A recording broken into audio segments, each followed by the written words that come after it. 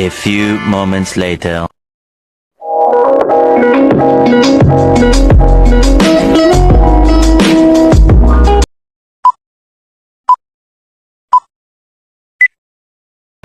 Selamat pagi, perkenalkan saya Agnes Valentina dari kelompok 4. Saya selaku moderator ingin memperkenalkan rekan tim kerja saya.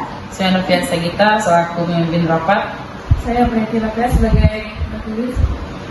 Saya Emika sebagai anggota. Saya Farida Monika sebagai anggota.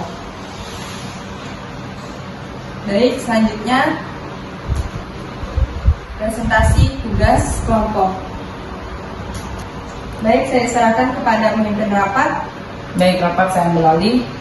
Untuk materi pertama, silakan dijelaskan oleh saudari kami, Farida Monika. Baik, di sini ada pengertian rapat. Rapat adalah kegiatan yang sering dilakukan oleh setiap perusahaan, baik itu rapat harian, mingguan, bulanan, dan tahunan, untuk memecahkan suatu masalah. Rapat dapat dilaksanakan dalam suatu organisasi maupun dengan orang yang berasal dari luar organisasi. Terdapat sejumlah pengertian tentang rapat, yaitu menurut Wibawa dan Rianto 2008. Rapat adalah komunikasi timbal balik dengan sarana bahasa antar dua orang atau lebih untuk memperdalam suatu masalah agar dapat mencapai kesepahaman dan memutuskan pengambilan langkah tertentu dalam rangka kerjasama yang tepat. Pentingnya rapat bagi aktivitas bisnis. Rapat memiliki arti penting untuk perusahaan. Jika terdapat suatu masalah dalam suatu perusahaan, kegiatan rapat dilakukan oleh orang-orang yang berkepentingan dengan berbagai macam tujuan. 1. Jenis rapat. Ada beberapa jenis rapat dalam perusahaan untuk menunjang kelancaran kegiatan perkantoran. Biasanya untuk memecahkan masalah di mana atasan membutuhkan pendapat dari para karyawannya.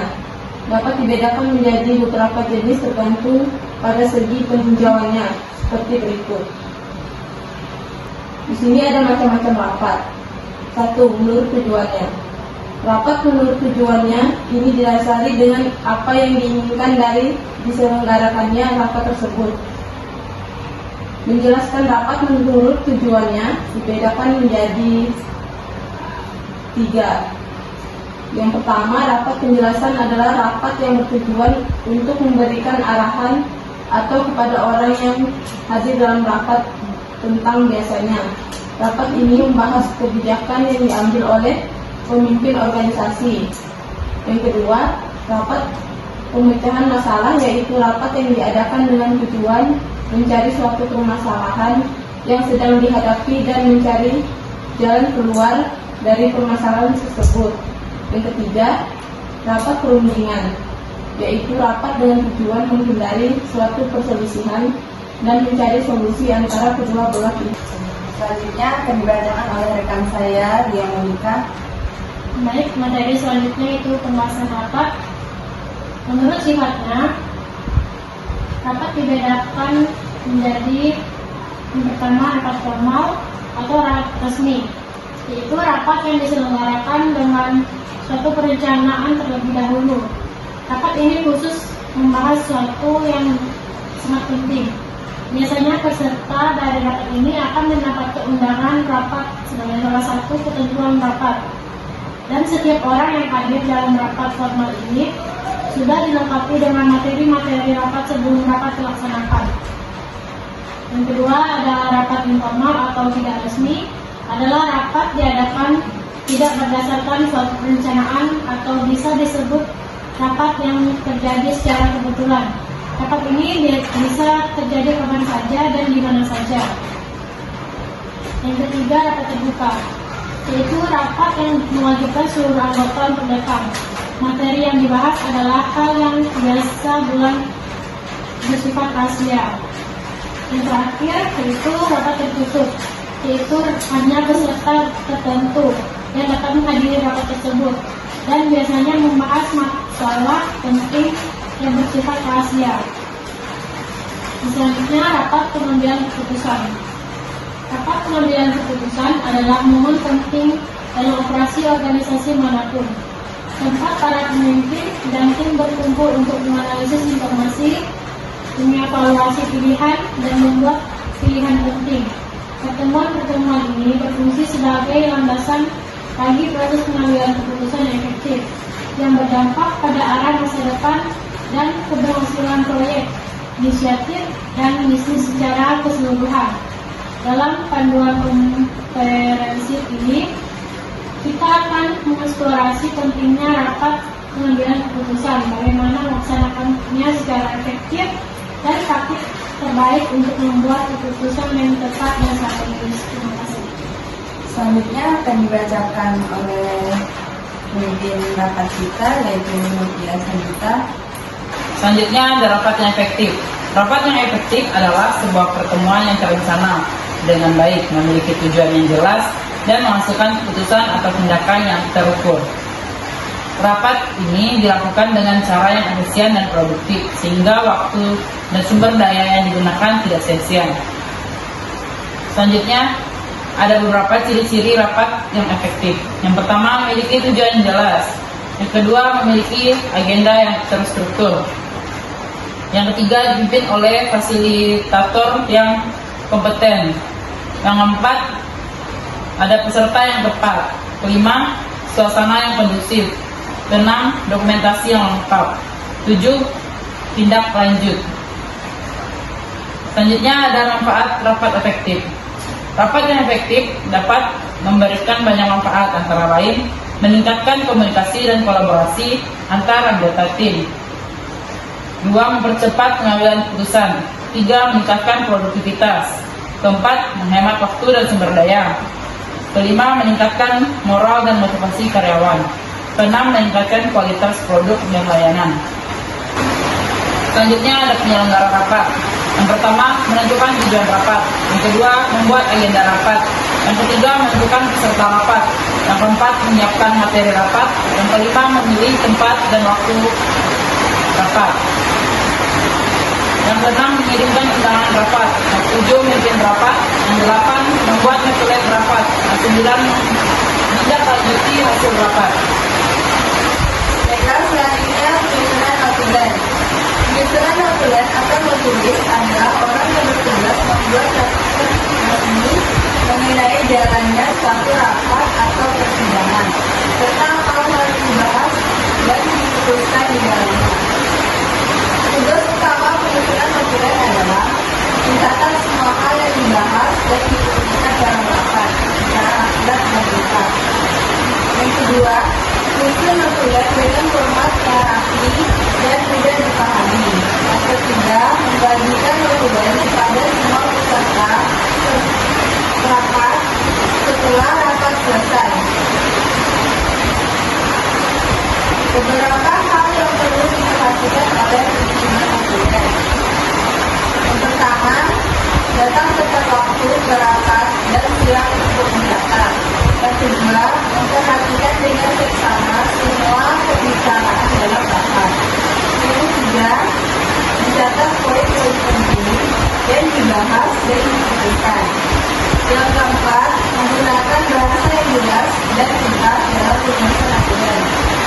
Yang kelima, memastikan notulen akurat dan efektif. Yang keenam, membagikan notulen kepada semua peserta rapat segera mungkin setelah rapat selesai. Peran teknologi informasi dan komunikasi dalam rapat. Selanjutnya akan dibacakan oleh saya. Baik, ini adalah peran teknologi informasi dan komunikasi dalam rapat. Yang pertama adalah media komunikasi, yang A, memilih platform komunikasi online. Yang B,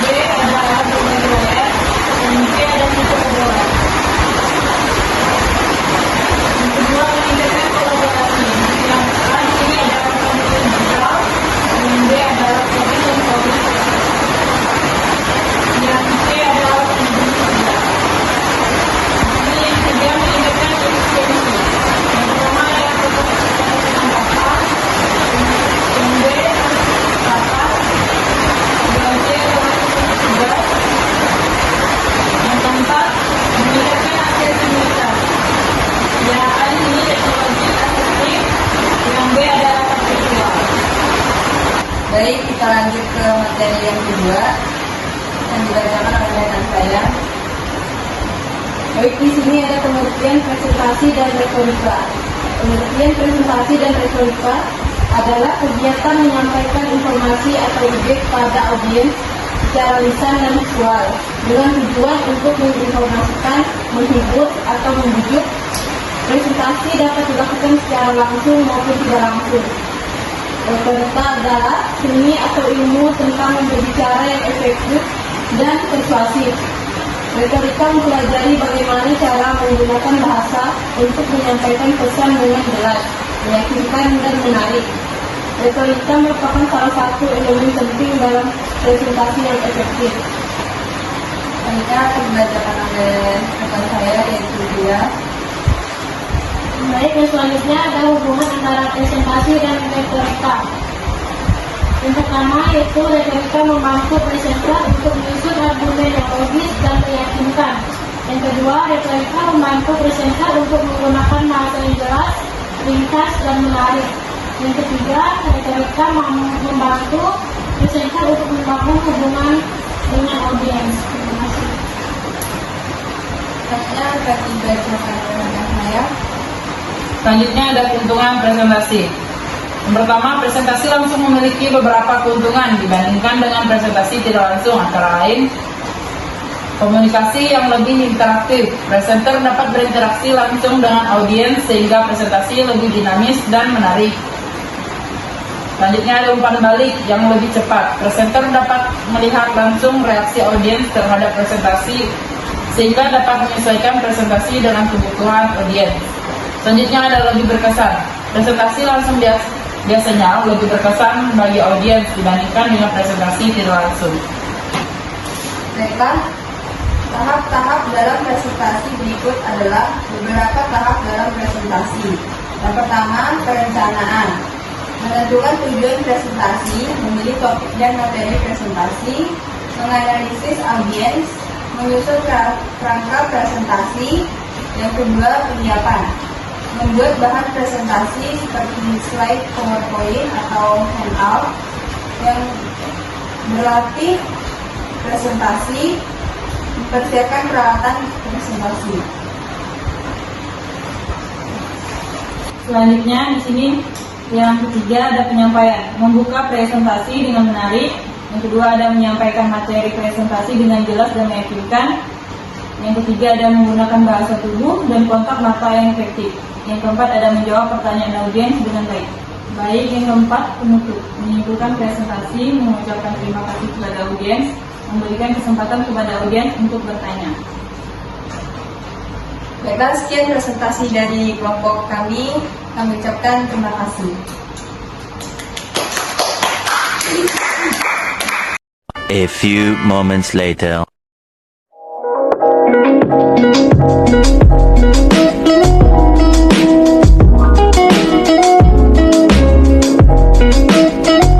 Selamat pagi rekan-rekan, di sini saya memiliki ide bisnis yaitu banana topping chips.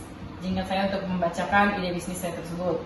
Konsep bisnis saya yaitu prospek usaha ini memiliki peluang yang berkembang ke depannya jika melihat peluang bisnis di daerah Pontianak ini, karena cemilan ini terjangkau murah dan praktis, serta kemungkinan pembeli menyukai karena rasanya enak. Keunggulan bisnis dalam usaha ini adalah cemilan pisang yang disajikan secara berbeda dan terbilang inovasi yang terbaru yang ada di kota Pontianak. Serta cemilan ini pembuatannya dengan budget rendah tapi memiliki keuntungan yang cukup banyak. Tentu saja menjualnya sesuai dengan kantong mahasiswa. Visi misi di ide bisnis saya ini yaitu menjadikan usaha pisang crispy topping ini ternama dan dapat bersaing dengan usaha serupa yang terkenal dari skala nasional hingga internasional. Misinya menyajikan cemilan yang berkualitas dari segi rasa, harga, dan kesehatan. Selanjutnya, membuat usaha ini dapat diminati semua kalangan. Selanjutnya, ini produk yang saya jual adalah cemilan pisang crispy topping dengan cara pembuatan yang sederhana, yaitu caranya memotong kecil-kecil pisang seperti keripik, lalu baluti potongan pisang tadi dengan tepung gorengan. Setelah itu goreng pisang yang telah ditepungi, ke dalam wajan hingga matang lalu tiriskan. Selanjutnya letakkan dalam wadah besar yang tempat bubuk rasa lalu dikocok hingga bumbu matang. Yang terakhir, letakkan pisang tersebut ke dalam wadah penyajian dan berikan topping sesuai. Sini ada beberapa topping, nanti akan saya tunjukkan pada rekan-rekan. Sekian presentasi saya, mungkin ada pertanyaan. Produk saya di sini hanya 15.000 per cup. Sekian presentasi dari saya. Terima kasih. Terima kasih Agnes Regina. Saya akan membacakan ide bisnis saya, yaitu keripik pepaya muda. Keripik pepaya muda sejenis makanan ringan berupa irisan tipis buah pepaya muda yang dicampur dengan adonan tepung dan diberi bumbu rempah lalu digoreng. Keripik akan mempunyai rasa gurih dan tekstur yang renyah. Untuk membedakan dengan keripik lainnya, dengan menambahkan varian rasa seperti lambuna, pedas, dan balado yang banyak diminati konsumen.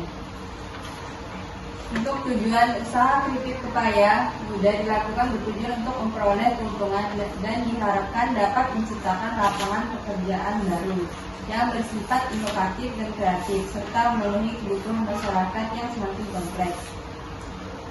Selanjutnya konsep bisnis. Usaha keripik pepaya memiliki potensi yang menarik dalam industri makanan ringan dengan perencanaan bisnis yang matang. Inovasi dalam rasa dan komitmen untuk kualitas produk dapat meraih sukses dalam bisnis ini. Keunggulan dari bisnis keripik pepaya ini, bahan yang mudah ditemui, harga yang sesuai untuk bisnis pemula, dan rasa yang enak dan gurih. Untuk strategi pemasaran, saya akan memasarkan melalui media online yaitu Facebook, Instagram, WhatsApp. Terus yang makanan dari ide bisnis saya. Baik, di sini saya Farida Monika akan menyampaikan suatu ide bisnis yang saya ambil, yaitu keripik pisang rasa jagung bakar. Di sini ada definisi keripik pisang. Keripik pisang adalah makanan olahan dari buah pisang yang diiris tipis kemudian digoreng menggunakan minyak hingga buah pisang berubah warna dan teksturnya menjadi renyah. Keripik pisang memiliki rasa yang gurih dan renyah serta aroma yang khas, sehingga keripik pisang menjadi salah satu makanan ringan yang digemari masyarakat. Di sini ada bahan-bahannya adalah buah pisang yang akan dibuat menjadi keripik yang sudah tua dan masih mentah, agar mudah diiris, khususnya jenis pisang olahan seperti pisang kapok, tanduk, nangka, kapas, dan jenis pisang olahan lainnya. Keripik pisang dapat dibuat menjadi beberapa rasa tergantung bumbu yang ditambahkan. Bahan tambahan yang diperlukan sebagai penambah rasa yaitu bubuk dengan rasa jagung bakar. Persiapan bahan baku juga meliputi bahan baku penolong dan bahan baku tambahan seperti air dan minyak goreng. Selanjutnya ada proses. Keripik pisang adalah produk yang dihasilkan melalui tahapan pengupasan, pengirisan, dan penggorengan. Keripik pisang banyak menyerap minyak selama penggorengan. Banyak sedikitnya minyak yang diserap akan mempengaruhi rasa, tekstur, serta penampakan keripik. Berikut adalah urutan proses pengolahan keripik pisang. Yang pertama, perendaman, pengupasan dan pengirisan, penggorengan, penirisan minyak, pemberian bumbu, pendinginan keripik pisang. Di sini ada harga produksi. Buah pisang 1 sisir dengan harga 5.000, bumbu rasa jagung bakar 1 bungkus dengan harga 7.000, minyak goreng 1 liter 10.000, plastik 1 pieces 7.000, harga jual per bungkus di sini saya mengambil 5.000. Strategi pemasaran yang pertama melalui Instagram, yang kedua WhatsApp, yang ketiga warung terdekat. Sekian penyampaian dari produk ini. Perkenalkan, nama saya Monika. Saya akan mempresentasikan ide bisnis yang akan saya paparkan, yaitu kerupuk seblak kering. Di sini ada definisinya, yaitu seblak adalah makanan khas Bandung, Jawa Barat. Seblak kini menjadi makanan jalanan yang digemari berbagai kalangan masyarakat, terutama di daerah Jawa Barat dan Jabodetabek.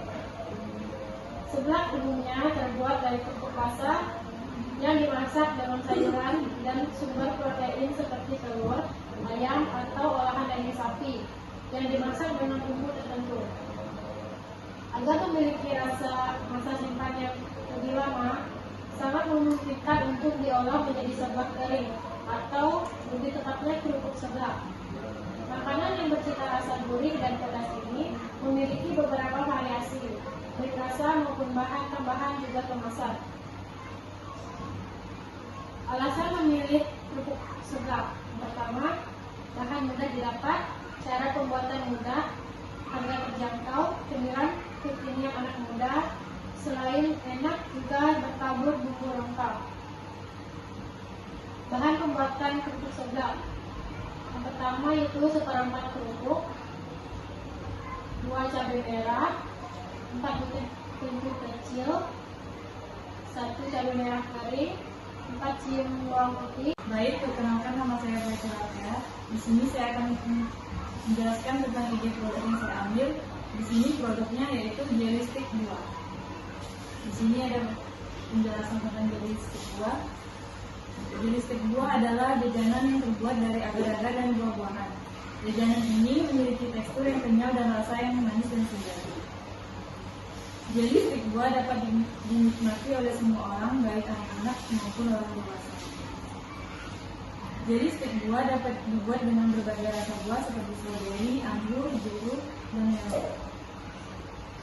Di sini ada bahan-bahan jelly stick buah. Yang pertama ada 1 bungkus agar-agar bubuk, yang kedua ada 500 ml air, yang ketiga ada 100 gram gula pasir, yang keempat ada 250 ml susu kental manis, yang kelima ada buah-buahan segar. Untuk cara pembuatannya di sini campurkan agar-agar bubuk, air, dan gula pasir dalam panci. Kemudian masak dengan api sedang sambil diaduk terus-menerus hingga agar-agar larut dan mendidih. Matikan api dan masukkan susu kental manis. Aduk rata. Tuangkan adonan jelly ke dalam cetakan jelly stick. Masukkan potongan buah-buahan segar. Dinginkan jelly stick buah di dalam kulkas hingga mengeras. Potong jelly stick buah sesuai selera. Yang terakhir, sajikan jelly stick buah dingin.